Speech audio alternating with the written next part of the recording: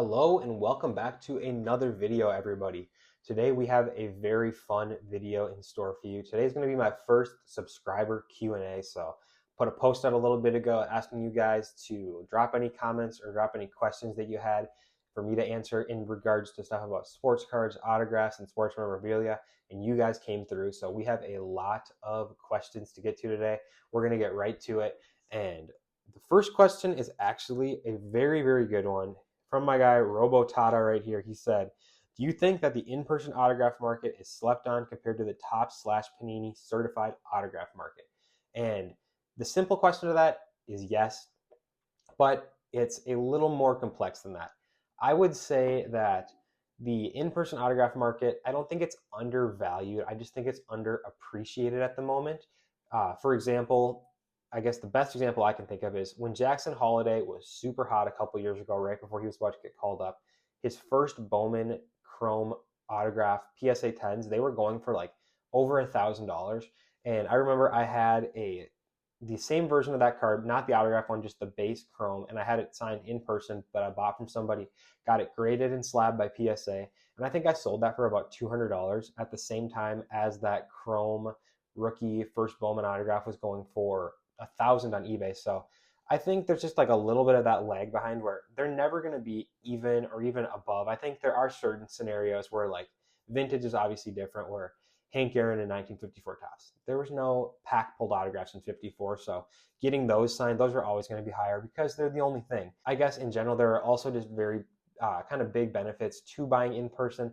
I think it's easier on your wallet. You can get better autographs. And a lot of times, actually most of the time, the in-person autographs you're getting are going to be on-card autographs, which means they were signed on the card and the player actually held that card in their hand, versus when you're getting a Panini autograph, like for Anthony Edwards, for example, almost every single one of his rookie autographs is a sticker autograph, so he never even touched the card. He just signed a ton of stickers, and Panini slapped those stickers on cards. So I think there's definitely different parts to that question, but overall, great question, and I'm always going to lean with the in-person autograph side, so I feel like I'm a little biased on that, but there's definitely pros and cons to each of those. Just kind of got to collect what you like and collect what makes you happy and make sure kind of stays within your budget. So we'll move on to the next question here. Boston Sports Report 4 has a question. He said, who has the cleanest autograph in the NBA that you've got? And for me, I would say Kevin Durant by far has the cleanest autograph. Now, it's not the most like full autograph or most like written out in cursive looking kind of cool autograph, but it's just so clean to me. For me, it's a super nostalgic autograph. I remember being in middle school when Kevin Durant was on the Thunder and just seeing those autographs. And I remember I wanted his autograph so bad. And the first time I ever got it was actually, I think, 2013. I think it might have been one of his last years on the Thunder. And I remember I got that autograph and just kind of like blacking out as I got him to sign a photo for me.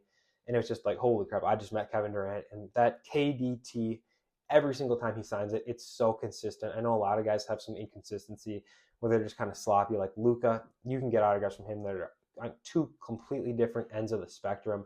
But with Kevin Durant, it's always looking very clean. Just an awesome autograph. And I think one of the more underappreciated autographs in the NBA. Now, I know you didn't ask about MLB, but for me, the question for sure, Michael Kadire. I think he's got the best autograph in all of sports outside of Harmon Killebrew, period.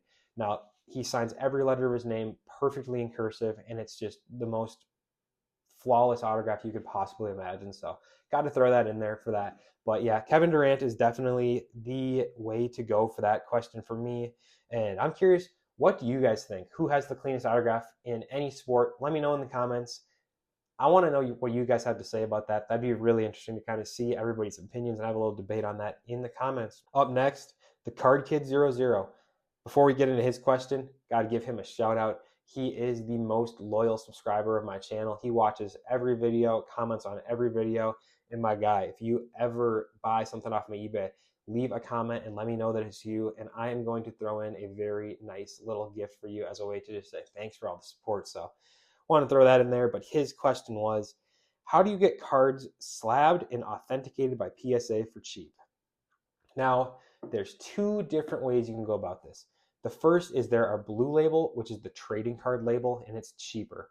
Now, I think you're probably asking about that, but I want to talk about the full service, which is the red label that says like the set, the year, the player's name, and they do multiple things. Now with the red label, they authenticate the card and the autograph. Well, with the blue label, they are just authenticating the autograph, and then they're encapsulating in each of those two services. Now the red label is a little more expensive. It can run you about $35 if you don't have a PSA membership.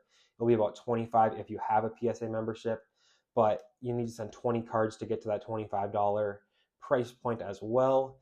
And I recommend that for higher value sports cards. I'll send like some high-end rookie cards and some more, probably like $100 plus cards there. But I utilize the blue label quite a bit. And the reason I can get them for so cheap is because I have a PSA dealer account. So pretty much I send enough in bulk to PSA, where PSA reached out to me and they're like, we want to set you up with a dealer account. Let's get you better pricing, and you can hopefully send more volume to us and do more business with us. So what I do is I do group submissions, and I've never really like kind of publicized it. I just kind of keep it quiet and just send for some hobby friends that I'm a little bit closer to, and haven't really done it with other random people that I don't know yet. So maybe I'll do that in the future. Maybe if you're interested and you want to get cards authenticated, shoot me a DM on Instagram at Minnygraphs99 or an email at nick@minnygraphs.com.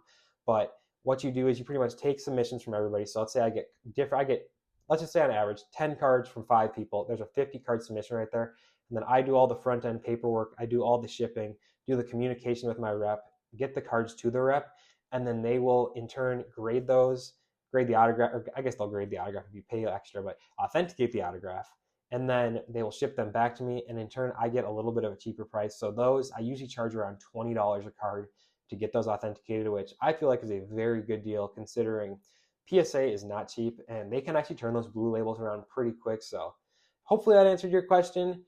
And for me, I love the blue label for just getting some slabs if I want something slabbed for my personal collection, or if it's cheap. Like I had a ton of Luke Keyshaw in-person autograph cards from when he was in the minors, and he kind of popped off. So I had those all slabbed and authenticated with the blue label, and was able to sell a bunch of them. And you don't make a ton on them, but you can double your money on them. So that's pretty nice. And for me, it works out pretty well, I'd say. Moving on, the next question we have here is coming from Reed and Hayes Rips, and they said, what is the most autographs you have ever gotten in one day? Now, I don't really have a specific number that I can tie it to, but back in like 2015 through like 2018, when I feel like NBA autographs were at their peak, where every player signed for the most part, like you'd get like 10 out of 12 guys on a team.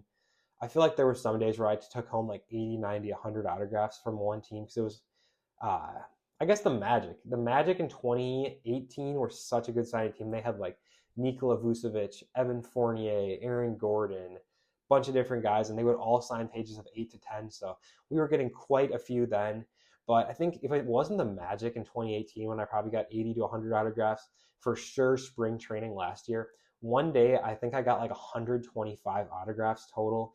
And now, yeah, a lot of them were kind of like bummy players that aren't like really desirable names. But if we're just talking sheer quantity, in that one trip in 2025, MLB spring training down in Fort Myers, definitely knocked out quite a few cards there. And that was actually really fun too, because I always love getting Twins players for the PC.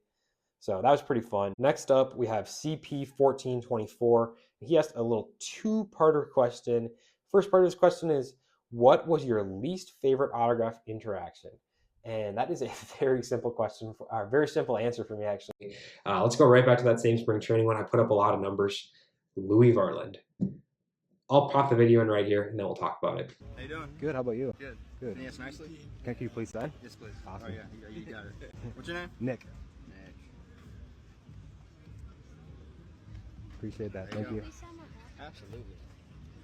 So as you can see, Louis Varland was very weird. He just went down the line, and before he even let people get a chance to talk, he would say, "Can you say please?" And he was just so demeaning. And I remember there was an old lady standing next to me who like wanted her Twins baseball hat signed, and she didn't even get the chance, and he was like making her feel so bad about herself, and it was just so awkward. And he was like, "Didn't I already sign for you?" And I was like, come on, this lady did not need your autograph. She was not trying to profit off your name. Like, just sign the autograph and be happy for her being a fan of you. But really weird interaction, and definitely one of the weirder interactions I have. Still have that card to this day, and just kind of a funny story, I guess. So definitely interesting there. And then the second part of his question was, what is your favorite cards to get signed that you don't or that don't have autographs already on them? So for me, NBA, the photogenic set, I love that set. The photography is amazing in that. And then on the flip side of that, on the baseball side, Stadium Club Chrome. It's pretty much the same type of set, great photography, and they look so sweet in person. I have a bunch of the Twins ones signed, kind of built up a nice little collection of those. And whenever the new set comes out, I always pick up the hometown guys and a couple of the guys that I like who sign across the league. And I'm always chasing those. So love to get those ones done, but really appreciate that question. And it was really fun to just like kind of think back on some of that stuff. So hopefully you guys enjoyed that. And if you did, let me know in the comments. Let me know if you have any other questions. And maybe this won't be a full standalone video every single month or every couple of months, but maybe we'll add a couple subscriber questions into the end of every video and just do a little Q&A, because this is pretty fun for you guys to kind of share some of my knowledge and just some of my ideas and stuff and put those out to you guys to let you guys hear what I'm thinking. So hopefully you guys enjoyed that. If not, that's all good. Thanks for watching. We'll see you guys in the next one. Peace.